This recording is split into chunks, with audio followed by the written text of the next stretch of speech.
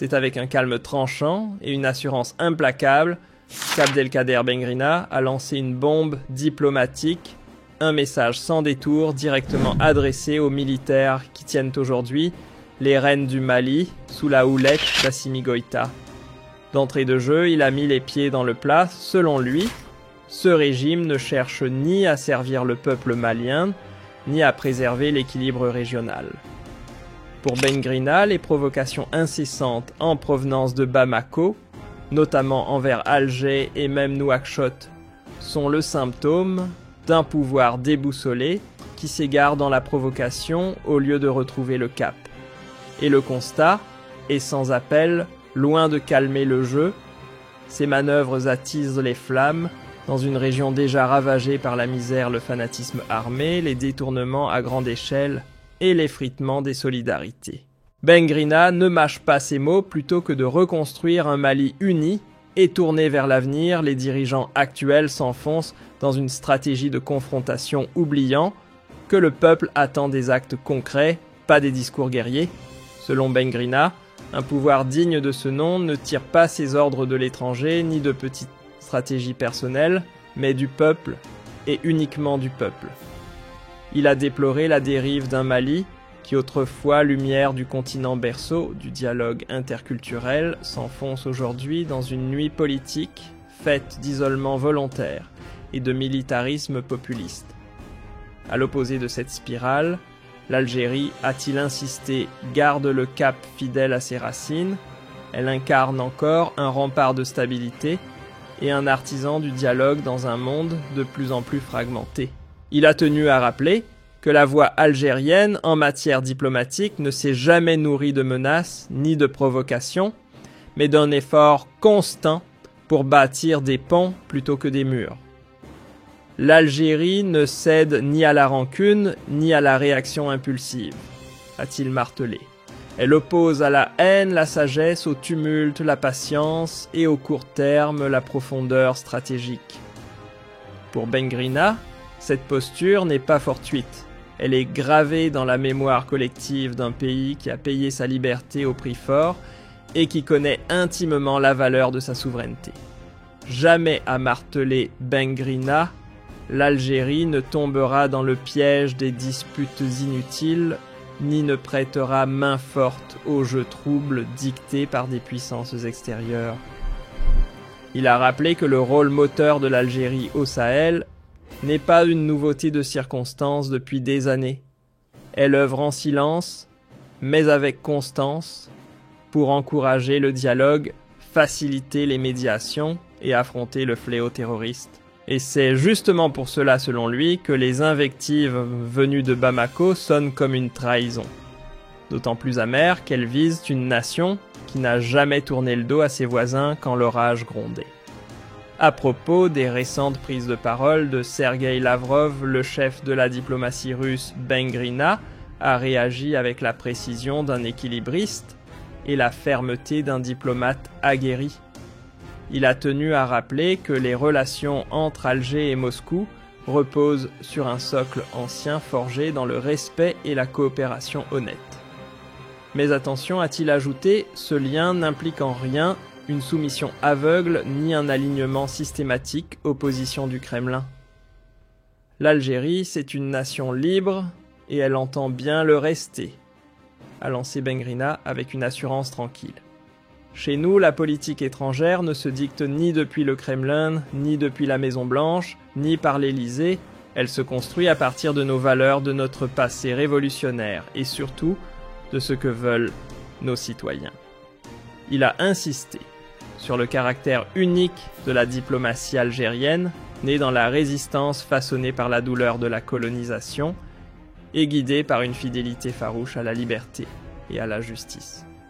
À ceux qui voient dans l'Algérie une puissance en quête d'influence, Bengrina répond sans détour. Notre pays ne cherche ni à imposer sa vision, ni à écraser qui que ce soit. Son ambition: rassembler, convaincre, bâtir des ponts, jamais des empires. Jamais la force brute, toujours la force morale. Et c'est précisément cette boussole éthique, cette constance dans ses positions, qui donne à l'Algérie sa légitimité sur la scène internationale. En évoquant la Russie, Ben Grina a tenu à clarifier « Nous avons du respect pour nos alliés et nous apprécions notre partenariat avec Moscou. Mais ce respect n'implique pas de copier leurs idées ou de suivre leurs choix les yeux fermés. » L'Algérie, selon lui, ne marche dans les pas de personne, elle trace sa propre route, inspirée par la dignité et la souveraineté. Il a aussi mis en garde contre les mauvaises lectures des propos de Lavrov, affirmant que les liens entre Alger et Moscou sont solides, à l'abri des interprétations biaisées et des manipulations extérieures. En revenant au terrain africain, Ben Grina a tenu à rappeler une constante dans la diplomatie algérienne: quand un problème naît sur le continent, c'est au continent lui-même d'y apporter la réponse. Il a évoqué les multiples démarches entreprises par Alger, que ce soit pour apaiser les tensions au Mali, rapprocher les factions tchadiennes, ou encore soutenir sans relâche les nations sahéliennes face aux périls transfrontaliers. L'Algérie, a-t-il affirmé, ne débarque jamais en terrain voisin pour imposer quoi que ce soit. Elle vient avec des mots de paix là où d'autres viennent avec des armes. Elle offre le dialogue pendant que d'autres exportent la division. Mais il a aussi lancé un avertissement clair: l'ingérence étrangère, elle ne cesse de gagner du terrain. Selon lui, certains acteurs extérieurs manient la stratégie du chaos, diviser les peuples africains pour mieux puiser dans leurs richesses. Ils sèment les tensions, attisent les braises, puis jouent les sauveurs avec des solutions prêtes à l'emploi. À cette mécanique cynique, l'Algérie oppose un refus catégorique. Elle plaide pour une Afrique solidaire, capable de parler d'une seule voix, une voix libre, digne et écoutée. Et Ben Grina l'a bien souligné, le peuple malien digne et fraternel n'a rien à voir avec la junte qui s'est emparée du pouvoir.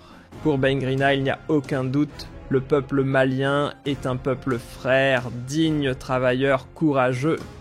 Aucun conflit ne l'oppose à l'Algérie. Le vrai problème, ce sont ceux qui aujourd'hui monopolisent le pouvoir à Bamako en détournant la voix du peuple pour semer la discorde et enraciner la haine. Mais malgré les divisions imposées d'en haut, les peuples, eux, restent liés. L'histoire commune, les frontières partagées et la foi enracinée les maintiennent solidaires. Ben Grina a d'ailleurs rappelé que les liens entre l'Algérie et le Mali sont bien plus anciens que leurs indépendances respectives, et ces liens-là, selon lui, ne se brisent pas.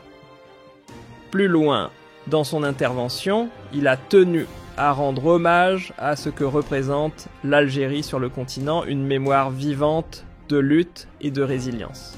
Il a salué l'élan héroïque du peuple algérien face au colonialisme, un combat qui, bien au-delà de ses frontières, a été une source d'inspiration pour des dizaines de mouvements de libération à travers l'Afrique. Une nation qui a connu les chaînes de l'oppression, a-t-il dit, ne peut que tendre la main à ceux qui à leur tour se battent pour leur dignité. Et c'est avec cette humilité forgée dans le feu de l'histoire que l'Algérie, encore aujourd'hui, agit sans jamais faire preuve de condescendance. Pour Ben Grina, la vraie grandeur de l'Algérie ne se mesure ni au nombre de ses soldats, ni à l'épaisseur de ses coffres. Elle repose ailleurs dans sa droiture morale, dans son indépendance farouche, dans cette capacité rare à rester droite dans ses bottes quand tant d'autres vacillent au moindre courant. Là où certains changent de cap comme on change de costume, l'Algérie, elle garde le cap fidèle à ses principes, à ses alliances naturelles et surtout à sa vocation profonde, défendre la paix sans compromis sur sa souveraineté. Et quand les vents mauvais soufflent, qu'ils prennent la forme d'attaques médiatiques ou de pression politique. Ben Grina est catégorique, l'Algérie n'a pas à trembler. Les campagnes de dénigrement. On en a vu d'autres. Le colonialisme, le terrorisme, la pauvreté extrême. On les a affrontés et on s'en est relevé plus solide. Alors non, on ne pliera pas devant quelques insultes ou manœuvres. L'Algérie ne se laisse pas entraîner dans la boue. Elle est au-dessus de ces jeux-là. Puis Ben Grina s'est tourné vers le monde, et le message fut sans ambiguïté.